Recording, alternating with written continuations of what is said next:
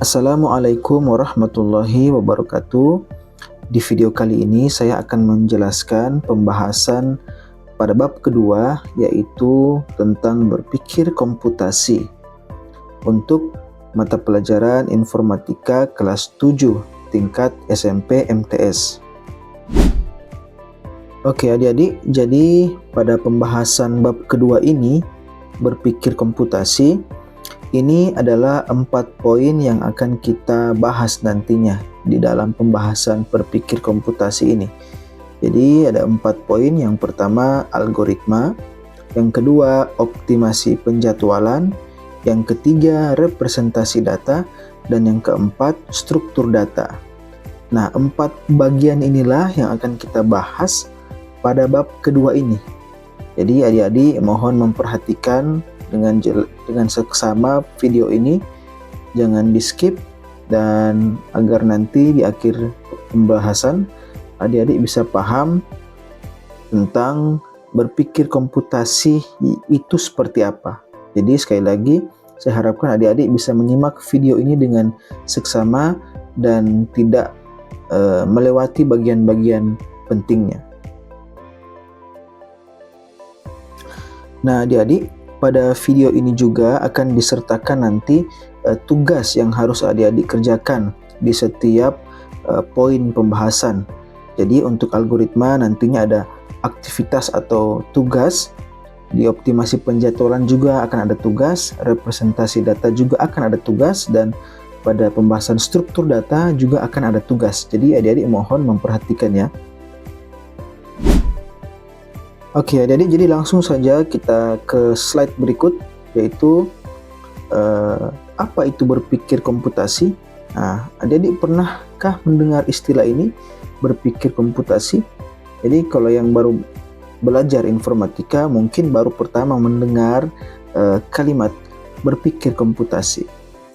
Jadi apa sih berpikir komputasi itu? Nah adik-adik, untuk menjawab pertanyaan itu saya akan memberikan studi kasus untuk menjawab pertanyaan tadi. Jadi di slide di video ini sudah ada gambar. Adik-adik bisa lihat pembuatan kue. Jadi ada 3 foto yang berbeda terkait dengan pembuatan kue. Pada foto yang pertama itu ada gambar tentang bagaimana kita membuat kue di rumah.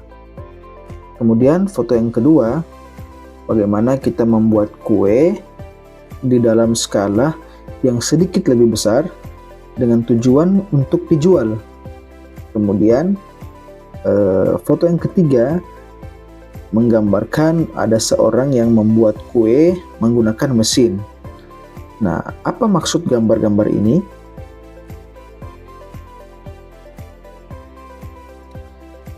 Nah adik-adik, saya akan jelaskan dari gambar yang pertama atau foto yang pertama. Jadi adik-adik, pada foto yang pertama itu membuat kue di rumah. Jadi kita punya persoalan, misalnya kita ingin membuat kue. Nah, di dalam rumah kita ada sekitar 5 orang. Jadi ketika kita ingin membuat kue, maka kita hanya membuat kue untuk 5 orang yang ada dalam rumah kita. Jadi pada saat kita membuat kue untuk 5 orang, maka kita membuat kue dengan cara yang konvensional, yang sederhana ya.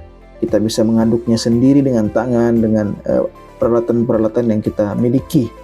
Nah, tapi pada foto yang kedua,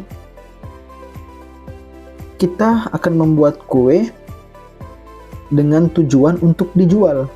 Nah, dengan kata lain, kue-kue yang kita buat ini adalah kue untuk ukuran orang banyak. Nah, tidak hanya 5 orang saja, sebagaimana kita membuat kue di dalam rumah tadi atau pada rumah-rumahan tadi. Jadi pada foto yang kedua ini kita akan membuat kue untuk jumlah yang sedikit lebih besar. Maka ketika sudah di dalam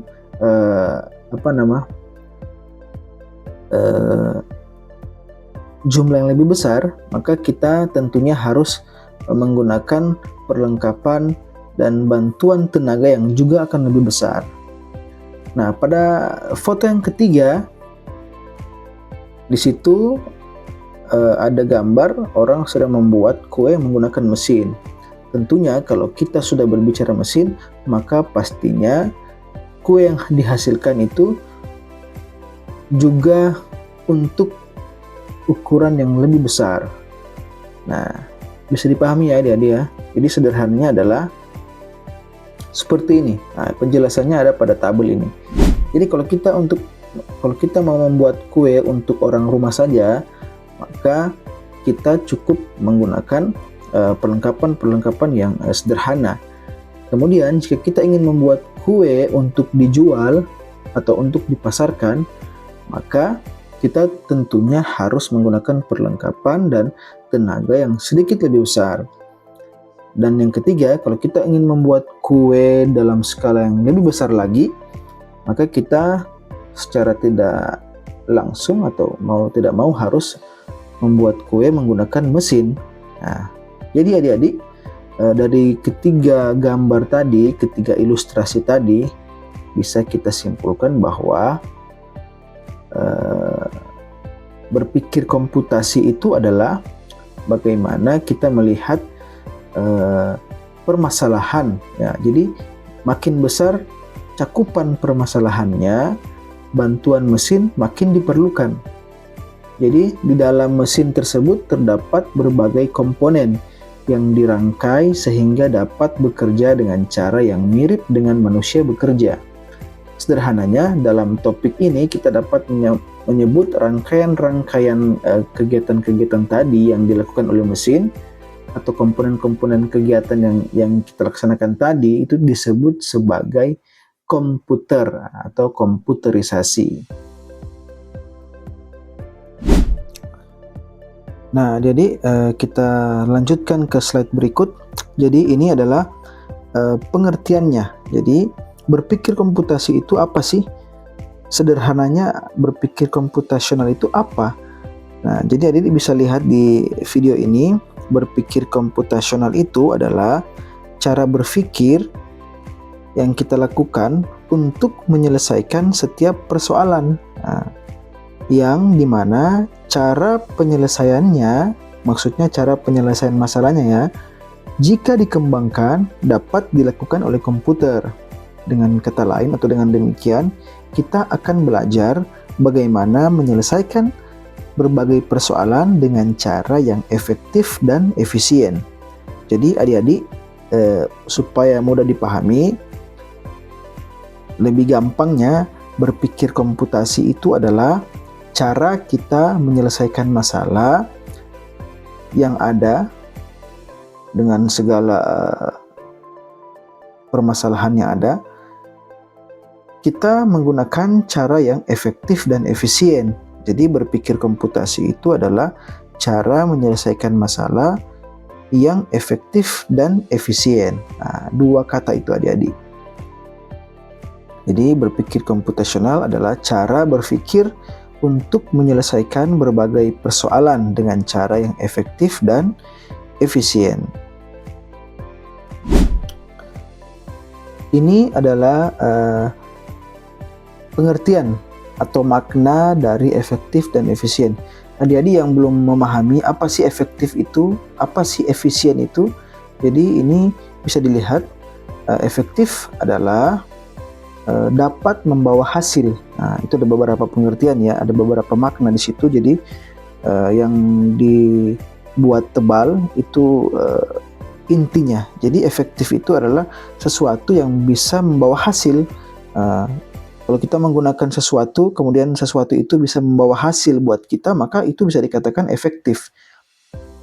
Dan kemudian efisien. Nah, efisien itu maknanya atau artinya adalah tepat atau sesuai. Jadi yang dihitamkan itu intinya ya adik-adik ya. Jadi efisien itu adalah sesuai atau tepat. Jadi tidak membuang-buang waktu. Efisien, menghemat waktu.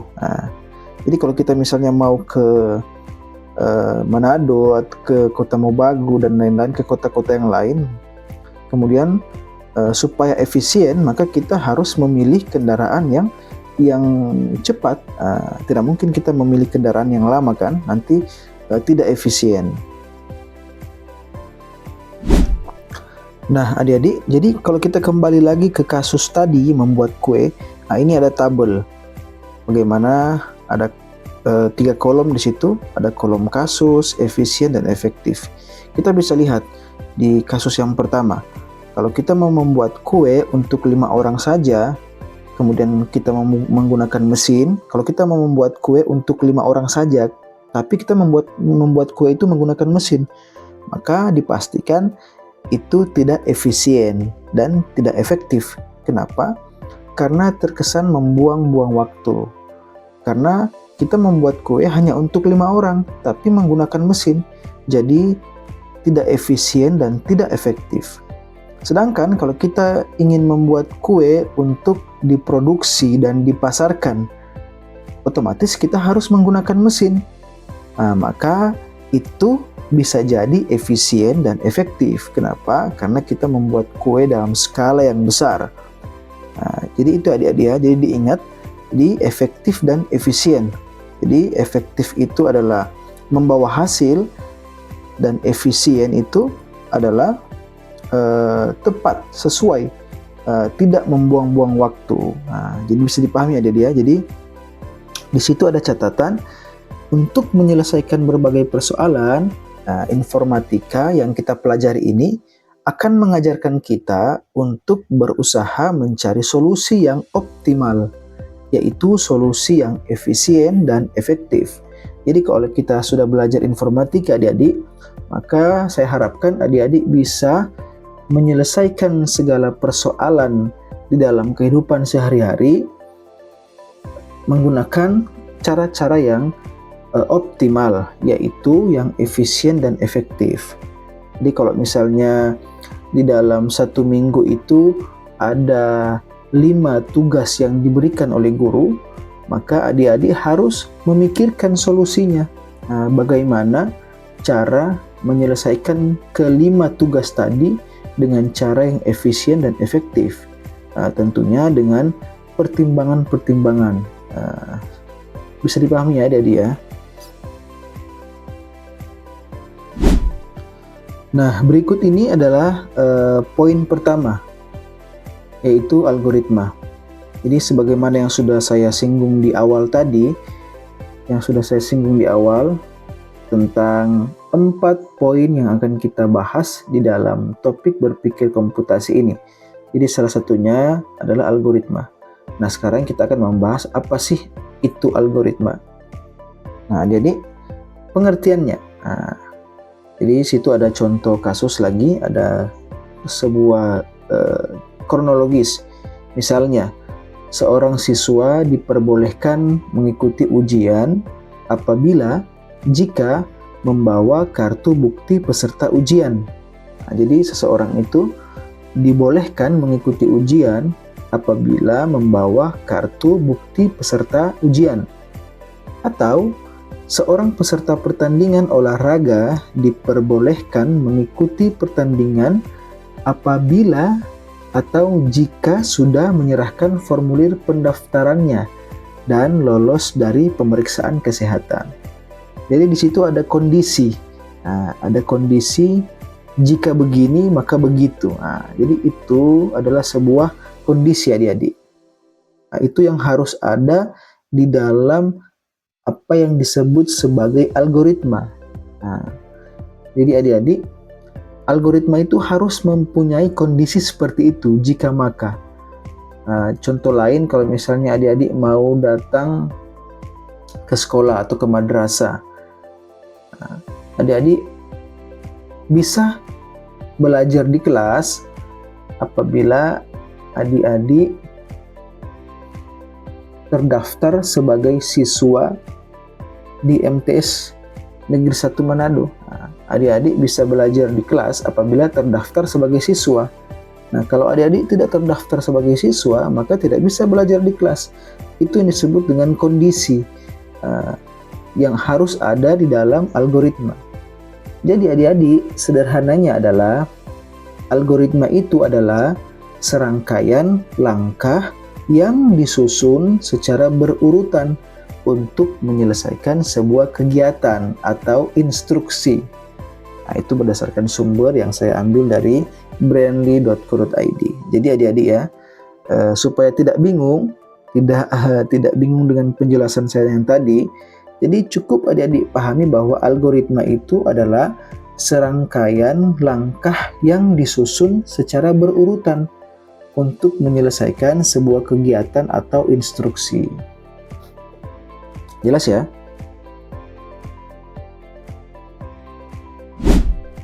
Nah, sekarang apabila adik-adik telah memahami pengertian dari berpikir komputasi dan algoritma, nah sekarang silahkan adik-adik kerjakan aktivitas individu yang ada pada bagian algoritma. Jadi pada poin A ini algoritma ada 2 soal yang harus adik-adik kerjakan atau 2 aktivitas individu yang harus adik-adik kerjakan, yaitu tentang membuat gelang warna-warni. Tentunya dengan menggunakan cara yang komputasional, yang efektif dan efisien sebagaimana yang sudah saya jelaskan tadi dalam rangka menyelesaikan persoalan yang ada. Jadi ini ada soal tentang manik-manik. Adik-adik silakan selesaikan, dibaca dengan seksama, dengan teliti petunjuk-petunjuk yang ada di dalam soalnya, kemudian silahkan dikerjakan. Nah, tugas ini akan saya periksa pada pertemuan berikutnya.